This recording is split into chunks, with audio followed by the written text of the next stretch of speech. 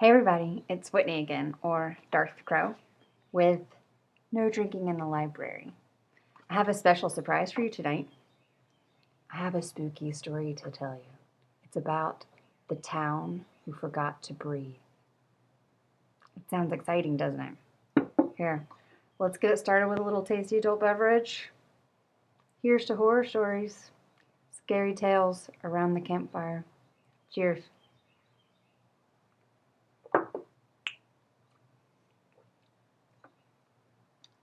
Here we go. Scary story. 3, 2, 1.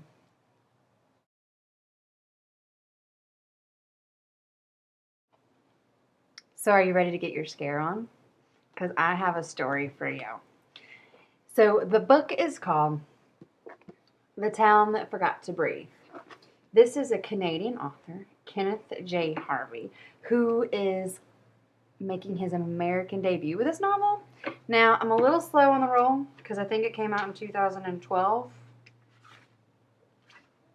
I don't know, let's see. But it is a horror story. And essentially, it's just a ghost story. It's a grown-up ghost story. And, 2003. I'm terrible.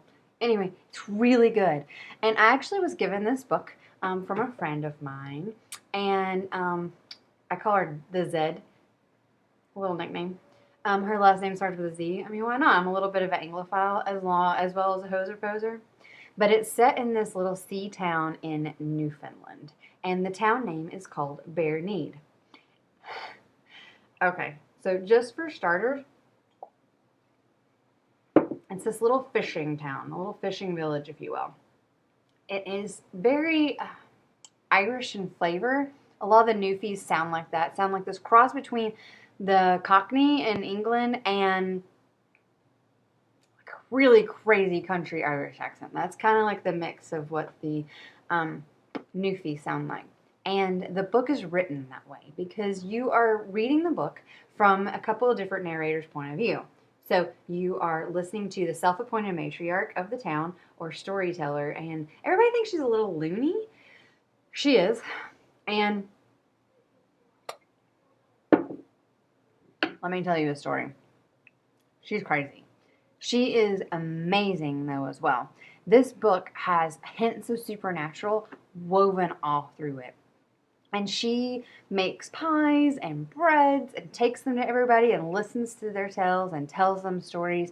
And I just imagine her as this shriveled little old lady that's super scary with like a kerchief over her head and like gummy teeth because she doesn't have any teeth. I don't know if you know this or not, but she does not have any teeth. And the city is just like, or the town is trying so hard to grasp onto modern day times. And they're just failing miserably. Then you also have this guy that comes from completely out of town. He is a townie, so he's like a big city folk, and he has a daughter, and he's going through a separation with his wife. And his dad is from that town, and he meets up with his uncle, who still lives in the town and hates his dad, who's now passed away. And it's just insane. The book just gets crazier and crazier as you read. It starts off as this like slow march. And it's just like trudging along, and you're kind of like, I'm not really sure if I'm digging this book or not. And then about a third of the way through, it hooks into you, and you are caught because it is this slow, steady climb up the hill, up a roller coaster, and then bam, you're completely blown away by this book. So I had a few people recommend this book to me, and I'm really glad they did. I really, really enjoy a slow thriller, and this one has all of the thrill factor that you could want. It also has a tsunami in it without giving too much away. There's a little bit of spoiler, but not a whole lot because I really want you to read the book and I want you to tell me about the book as well. So they just forget to breathe. It's really that simple. All the characters are simple, mom and pop, everyday people, just like you and I. One of them is an office worker who's just down on his luck. One of them is a doctor who just hates being a doctor and loves to eat a bunch of crap. And you just have people that are just everyday who the plant has closed down and they are just struggling to make it. I mean, what else are they going to do? except learn how to breathe. Remember why they are the way they are. I mean, oh wait, I gotta pause for a second. I gotta be back for a tasty adult beverage. Be right back. Okay, I'm totally back, but I gotta open this up really quick. Okay, so while I'm opening this up, let me just tell you a little bit more. So, there are also soldiers who come because they think it's this weird natural disaster, right? So it's like an Army National Guard that comes to protect the town folk. And it just gets, I know I've said this already, but it just gets better and better and better.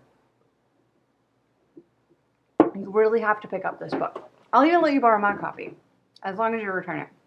Well, I don't know. I'm a little bit of a bookworm who loves to share her books so much that I don't always get them back. And that's okay. I've got a couple of people's. People have mine. It's just the way the road, bubs. How she goes. I just really think you need to pick up this book. Read it. Be sure to have your nightlight, your teddy bear, and maybe even a blanket for it. Because this book is going to scare you. It's going to hit you at home because it could happen to you. It's kind of that weird, scary, around the campfire, as I said before, little story. When I was younger, I used to read those scary stories. Do you remember what I'm talking about? The one with the skull on top of the book and it's like all smoky and it's in red and black. That's the book.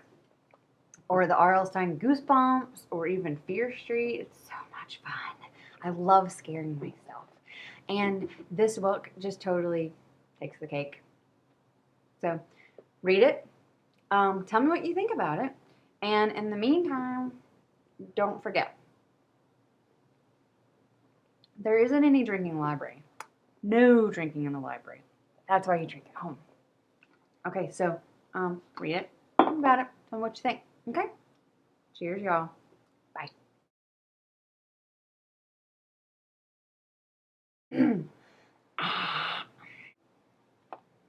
Okay, I'm totally back. Rah! Okay, so how creepy can I be? Okay, wait, hold on.